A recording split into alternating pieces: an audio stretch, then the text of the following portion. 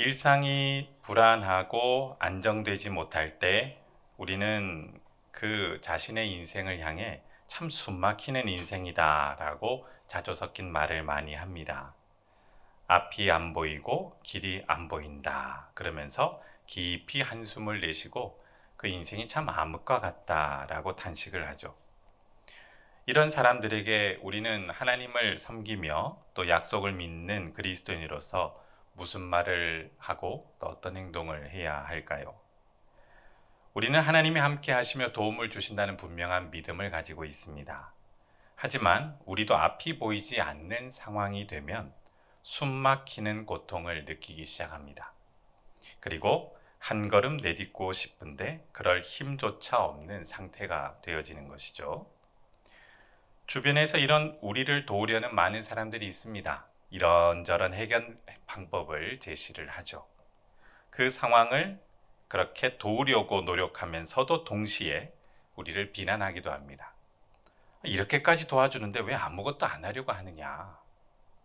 물론 사람은 악함과 게으름을 가지고 있어서 아무것도 안 하려는 경우가 있지만 어떤 때는 자기의 능력을 초월하는 큰 충격 때문에 감당하지 못하고 조정할 수 없는 상태가 될 때가 있습니다.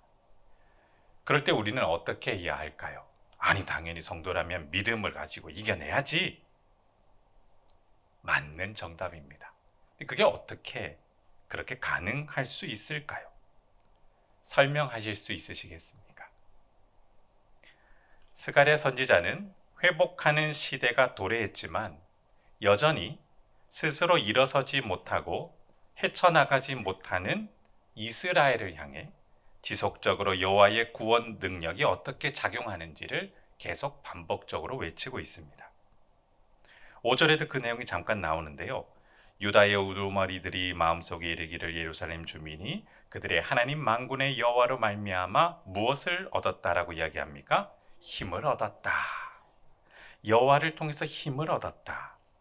어떤 힘일까요? 오늘 저녁 우리가 본문을 살펴보며 스가랴 선지자가 포로기 이후 시대 이스라엘을 향해 성령의 역사를 외치며 하나님의 은혜를 외칠 때 이스라엘이 힘을 얻는 과정이 무엇인지 한번 자세히 살펴보며 오늘도 우리에게 그 동일한 힘으로 공급하시고 역사하실 하나님을 향해 찬양하고 기도하는 저와 여러분 되길 주님의 이름으로 축원합니다.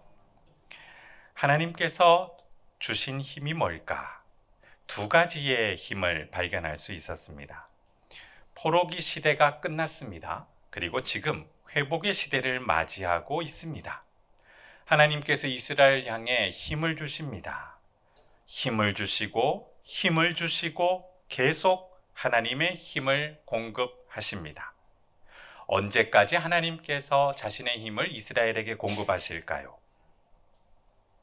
언제까지 힘을 공급하실까요? 대답을 왜 못하십니까? 하나님이 우리에게 힘을 공급하시면 언제까지 힘을 공급하실까요? 영원히 하십니다. 하나님께서 영원히 우리에게 힘을 공급해 주시기에 우리가 오늘 숨을 쉬고 살아 활동하는 줄 믿습니다. 이 현상을 스가랴 선지자가 계속 외치고 있습니다. 먼저 첫 번째 힘은 1절에 나오는데요. 함께 1절 말씀 읽겠습니다. 시작. 이스라엘에 관한 여호와의 경고의 말씀이라. 여호와 곧 하늘을 펴시며 땅에 덫을 세우시며 사람 안에 심령을 지으시니가 이르시되. 여기에 보면 하나님이 공급하시는 첫 번째 힘을 유추할 수 있는데요. 바로 숨을 쉬는 힘, 호흡하는 힘이 공급되어집니다. 이스라엘에 관하여 하나님께서 스가랴 선지자를 통해 또 말씀하셨습니다. 이 경고의 말씀이라고 번역된 한글 번역보다 원어를 보면 엄중하게 하나님의 분명한 약속을 말씀하셨다라는 뜻이 되어집니다. 스가랴 선지자는 이스라엘 백성들에게 하나님의 말씀을 계속해서 대언하고 있죠. 또다시 이스라엘을 향해 하나님이 말씀하신다라고 외치면서 1절 중반부터 보실까요? 여호와께서 어떤 활동을 하셨다라고 얘기하십니까? 여호와 곧 하늘을 펴시며 땅의 터를 세우시며 사람 안에 심령, 즉 숨을 쉬는 존재로 만드신 그 여호와께서 또다시 우리에게 말씀하신다라고 외치고 있습니다. 여기 1절 중반절부터 표현된 이 말씀에 새 창조의 활동이 표현되는데요. 펴고 세우고 짓는다라는 단어가 들어가 있습니다. 하나님의 권능의 행동을 묘사한 단어입니다. 이 펴고 세우고 짓는 이 행동의 단어는 창세기 1장과 창세기 2장에서도 사용되어 하나님의 그 놀라운 창조의 섭리와 권능을 묘사했습니다. 그리고 여호와 곧 하늘을 펴시며 땅에 터를 세우시며 사람 안에 심령을 지으신 이가 말씀하시는데, 여기서 하나님의 독특한 행동을 이야기합니다. 사람 안에 무엇을 지으셨습니까? 심령. 이것은 하나님께서 말씀으로 세상을 창조하시며 또 사람을 만드실 때에 매우 특이한 단위의 원소인 흙이라고 칭하는 그 원소를 사용하여 수십 가지의 유기물이 결합된 생명체, 즉 살아 움직이는 인간을 만드신 권능을 표현할 때 이 단어를 사용합니다. 화면을 한번 보여주실까요? 창세기 2장 7절 말씀인데요. 함께 화면을 보고 읽겠습니다. 시작! 여호와 하나님이 땅의 흙으로 사람을 지으시고 생기를 그 코에 불어넣으시니 사람이, 하나님께서 흙으로 사람을 지으셨습니다. 그리고 그것을 가만히 두지 않으시고 어떤 행동을 하셨습니까? 생기를 코에 불어넣으셨습니다. 그러자 사람이 어떤 존재가 되었습니까? 살아있는 존재, 숨을 쉬며 움직이는 생명체가 되었다라고 창세기에서 이야기하는데, 이 내용을 스가랴 선지자가 오늘 1절에서 포로기 이후에 회복된 이스라엘 향해 다시 외치고 있습니다. 하나님께서 하늘을 펴시고 땅의 터를 세우시고 다시 우리 안에 새 창조를 이루셨는데, 그 역사가 오늘 우리에게 일어나고 있다라고, 그 활동을 통해 우리가 다시 숨을 쉬는 살아있는 존재가 되었다라고 이야기하고 있는 것이죠. 하나님의 이 창조의 신비는 구속의 은혜와 이어지고 있습니다. 하나님께서 우리를 창조하셨고 우리는 타락하였습니다. 그리고 나서 다시 그리스도의 보혈의 은혜와 성령의 역사로 우리를 재창조, 새 창조하셨던 것이죠. 이 구원의 신비, 즉 다시 태어나는 것은 하나님의 놀라운 은혜인데요. 거듭남, 중생의 현상을 바로 창조의 신비와 이어서 설명하기도 합니다. 하나님은 지금 이스라엘을 새롭게 창조하십니다. 하나님의 권능으로 새롭게 창조하셔서 살아 움직이게 만드십니다.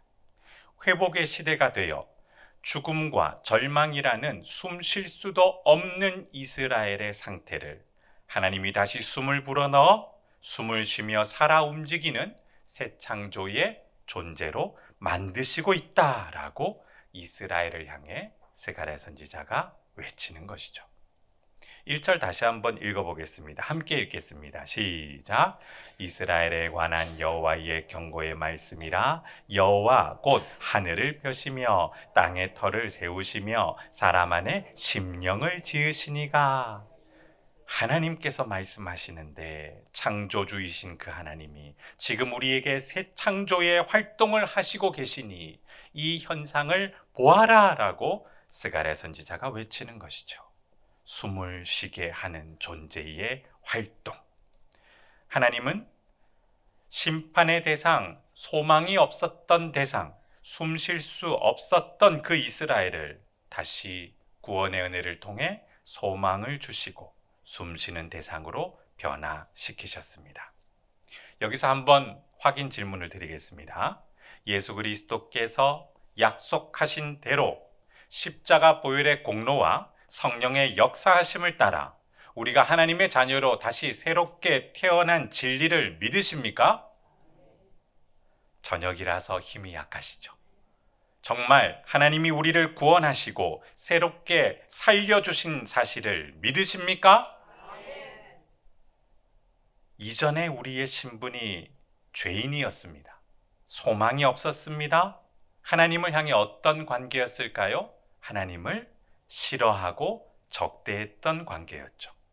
사도 바울은 에베소서에서 이전의 우리 모습을 이렇게 이야기합니다. 화면을 보실까요?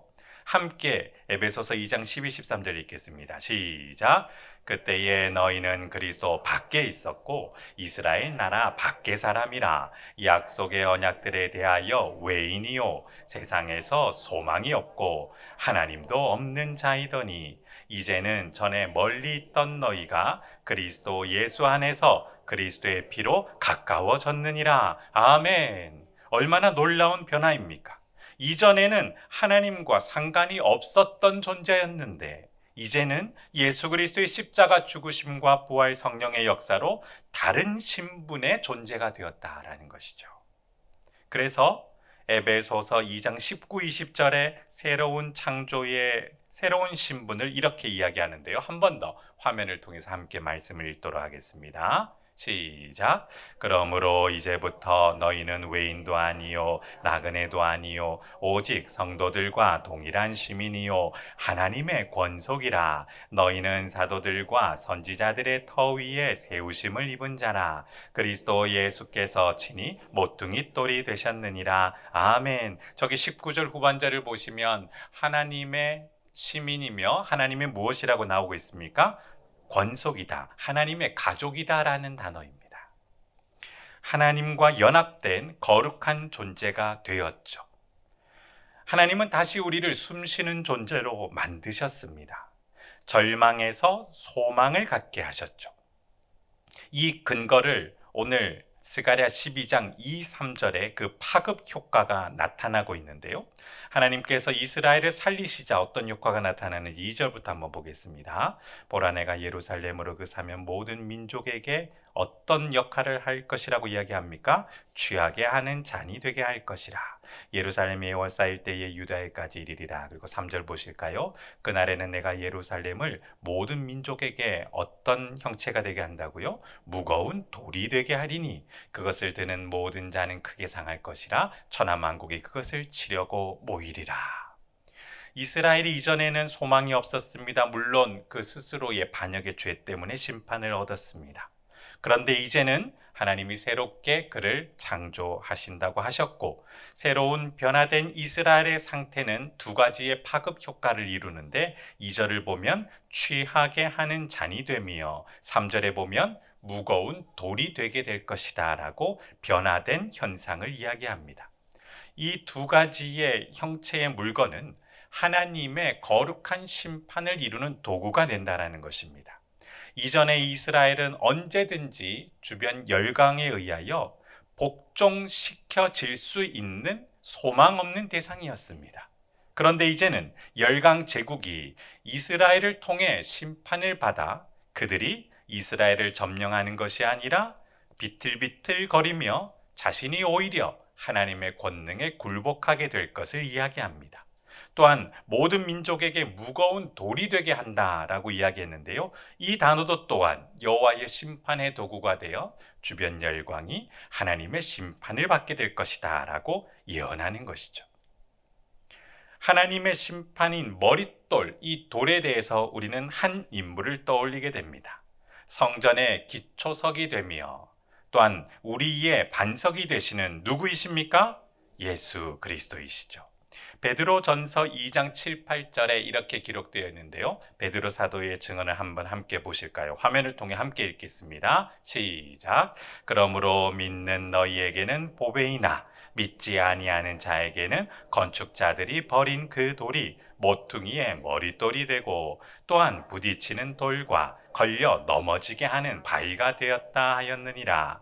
그들이 말씀을 순종하지 아니하므로 넘어지나니 이는 그들을 이렇게 정하신 것이라. 아멘. 스가랴 선지자는 이 머릿돌, 모퉁이돌 되시는 그 여호와 하나님의 놀라운 권능을 이야기하였는데 우리는 더욱더 분명한 복음을 알고 있죠. 이 머릿돌은 누구이십니까? 예수 그리스도이십니다. 스가랴 선지자는 이스라엘을 향해 지속적으로 하나님께서 숨을 쉬도록 하시는 권능을 우리에게 부여하고 있다라고 말하고 있습니다.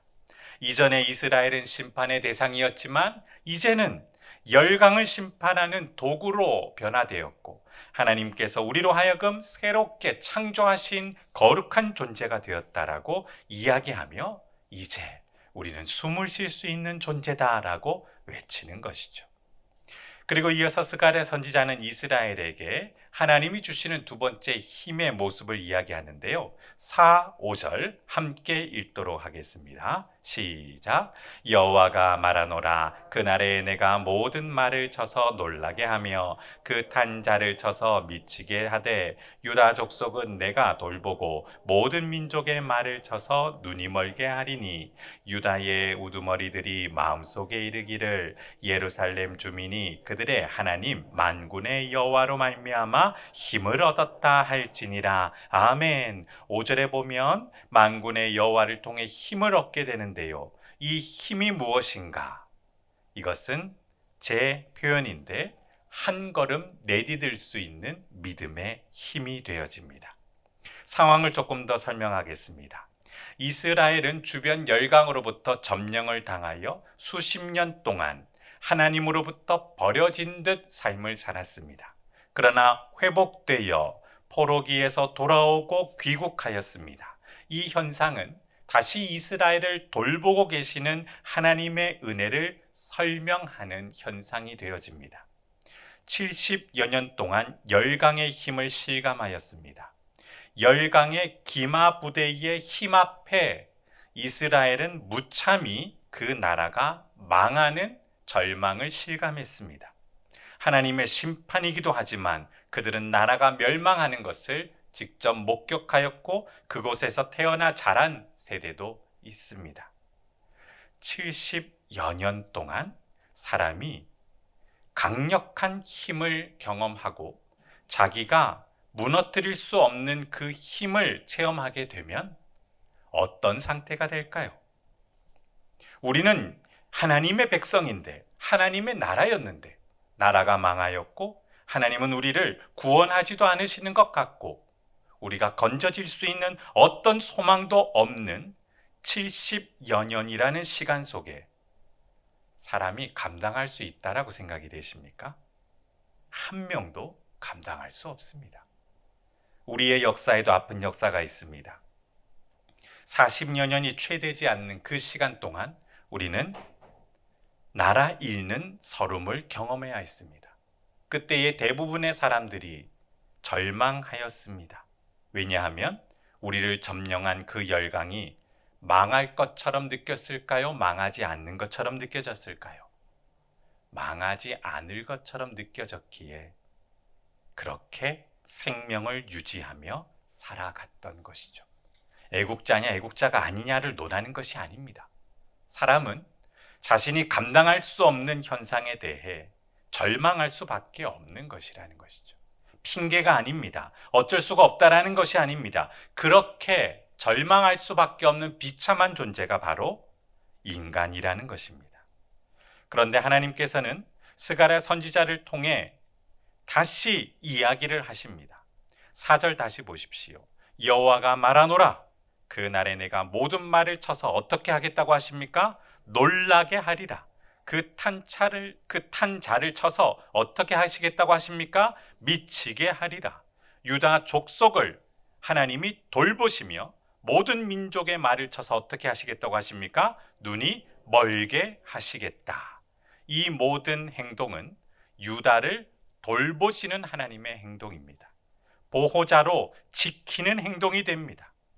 하나님의 권능을 이스라엘에게 쏟아붓는 행동이 되어집니다.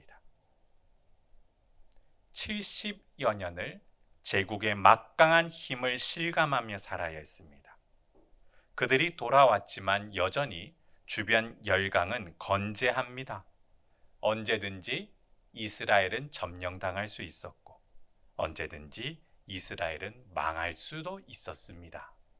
그런데 그들이 어떻게 힘을 얻고 회복될 수 있었을까요? 방금 4, 5절을 읽으셨는데요.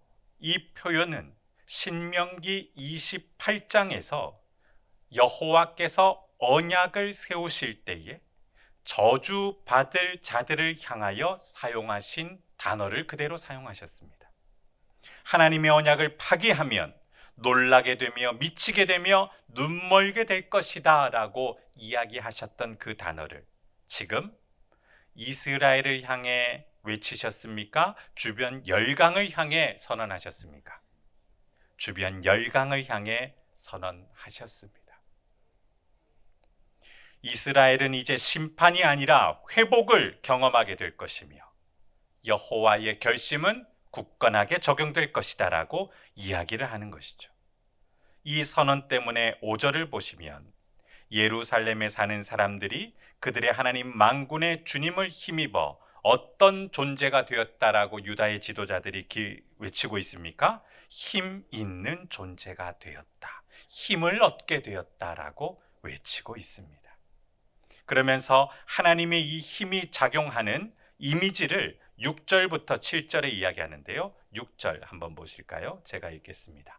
그날에 내가 유다 지도자들을 나무 가운데에서 화로 같게 하며 곡식단 사이에 횃불 같게 하리니 그들이 그 좌우에 애워싼 모든 민족들을 어떻게 할 것이라고 이야기합니까? 불살릴 것이다. 예루살렘 사람들은 다시 그 본 곳 예루살렘에 살게 되리라.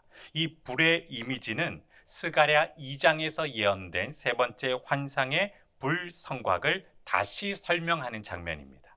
이스라엘을 보호하겠다라고 예언하실 때에 하나님께서 불의 성곽처럼 너희를 둘러싸 안전하게 보호하시겠다라고 세 번째 환상에서 이야기하셨는데 그 내용을 지금 다시 스가랴 선지자가 반복하고 있는 것이죠. 하나님이 왜 이렇게 반복적으로 이야기하시는지 아십니까? 지금 누구 때문에 반복적으로 이야기하실까요? 예루살렘 성도들, 즉 이스라엘 백성들을 향하여 외치는 것입니다. 우리는 쉽게 이렇게 이야기할 때가 있습니다. 아니, 한 번 말하면 좀 알아듣고 실수 없이 하면 안 되냐? 아니, 너는 왜 그렇게 못 알아듣냐? 제가 어렸을 때 어머니로부터 자주 듣던 말입니다. 행동이 좀 느리다 보니, 둔하다 보니 못 알아듣는다라는 말을 많이 들었습니다. 그러나 저희 어머니는 매우 훌륭하신 분입니다. 정말 그렇습니다. 제가 어릴 때 그렇게 행동이 늦었던 것이죠. 하나님께서 우리에게 이렇게 대우하셨다면 어떻게 됐을까요? 한 번 말하면 알아듣고 회개하고 다시 죄짓지 말아야지. 너는 왜 그 모양이냐? 이러면 누가 구원을 받을 수 있을까요? 저는 한 번 알아듣고 이해하고 믿고 회개했습니다. 하나님 은혜 때문입니다. 사람의 역량 차이로 구원을 얻는 것이 아닙니다. 믿으십니까? 한 번 알아듣는 사람, 한 번 말해도 못 알아듣는 사람이 있습니다. 잘 알아들었기 때문에 믿어 구원에 이르렀다고 생각하시면 우리의 착각입니다. 기질에 따라 한 번에 잘 알아듣고 이해하는 사람이 있고 여러 번 들어야 이해하고 알아듣는 사람이 있습니다. 한 번 듣고 회개하고 구원을 받았던지 여러 번 듣고 회개하고 구원을 받았던지 사람의 능력과 역량이 아니라 누구 때문일까요? 예수 그리스도의 십자가의 보혈의 공로와 성령의 능력 때문임을 믿습니다. 그 은혜 때문에 우리가 구원을 얻었죠. 스가랴는 생각과 마음이 굳어져 숨쉬기도 힘들고 앞도 볼 수 없는 상태의 이스라엘을 향해 지속적으로 하나님 영광을 외치며 그들이 일어설 수 있도록 외치고 있습니다. 언제까지 외칠까요? 이스라엘의 모든 백성에게 하나님의 영광이 충만해질 때까지 계속 외치고 있습니다. 이 반복된 선언은 이스라엘에게 자신들이 다윗 언약의 수혜자라는 확신을 계속 갖도록 작용했습니다. 8, 9절 마지막 함께 읽겠습니다. 시작. 그날에 여호와가 예루살렘 주민을 보호하리니 그 중에 약한 자가 그 날에는 다윗 같겠고 다윗의 족속은 하나님 같고 무리 앞에 있는 여호와의 사자 같을 것이라. 예루살렘을 치러 오는 이방 나라들을 그 날에 내가 멸하기를 힘쓰니라. 아멘.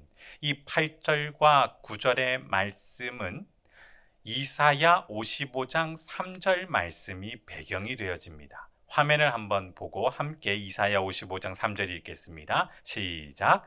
너희는 귀를 기울이고 내게로 나와 들으라. 그리하면 너희의 영혼이 살리라. 내가 너희를 위하여 영원한 언약을 맺으리니 곧 다윗에게 허락한 확실한 은혜니라. 아멘. 화면을 한번 더 보실까요?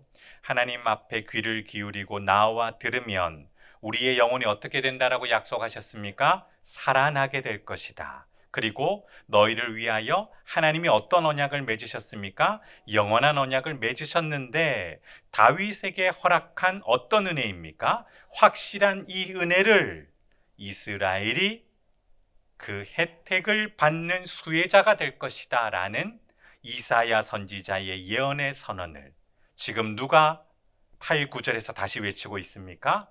스가랴 선지자가 포로기 이후에 돌아온 이스라엘 사람들을 향해 다윗 언약의 수혜자가 된다는 진리를 또 외치고 있는 것입니다.